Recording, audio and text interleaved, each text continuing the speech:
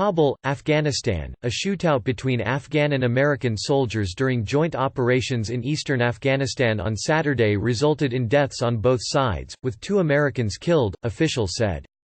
A spokesman for the United States military in Afghanistan, Colonel Sonny Leggett, said current reports indicated that an individual in an Afghan uniform opened fire on the combined U.S. and Afghan force with a machine gun. 6 other American service members were wounded, Colonel Leggett said in a statement early Sunday. He said an investigation was underway and that the motive for the attack was unclear. The names of the service members killed were being withheld, pending notification of their next of kin.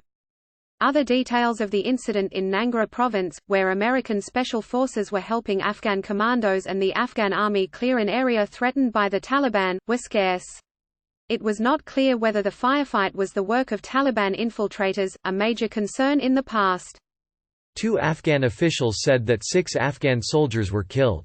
Local residents reported military helicopters flying over the area. Both the Taliban as well as the Islamic State branch in Afghanistan have had a foothold in Nangarhar province.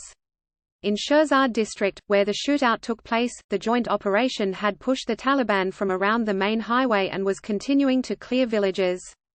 Insider attacks by Afghan forces on Americans, known as green on blue, were so frequent during one stage of the war that American commanders feared the resulting mistrust could derail their mission. In recent years, the number of such attacks has fallen as the American presence has declined and the United States has taken more of a supporting role, with Afghan forces leading the fight. Nonetheless, General Austin S. Miller, the top American and NATO commander in the country, barely survived a shooting by a Taliban infiltrator in an Afghan military uniform last year. A top Afghan general walking next to him was killed. The shooting comes in a delicate time in the war, as American negotiators have been locked in weeks of talks with the Taliban to finalize a peace deal. If a Taliban hand is seen in the shooting, it is sure to complicate those talks, which officials and diplomats suggested on Saturday had reached a promising stage. Last September, President Trump called off talks with the Taliban, citing a car bombing in Kabul that had killed an American soldier as well as nearly a dozen Afghans.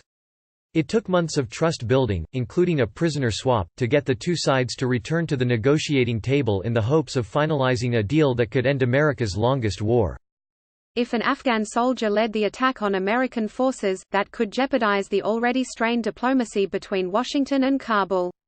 Mr. Trump has long wanted to end the United States military role in the 19-year war in Afghanistan, including withdrawing forces faster than some of his commanders recommend.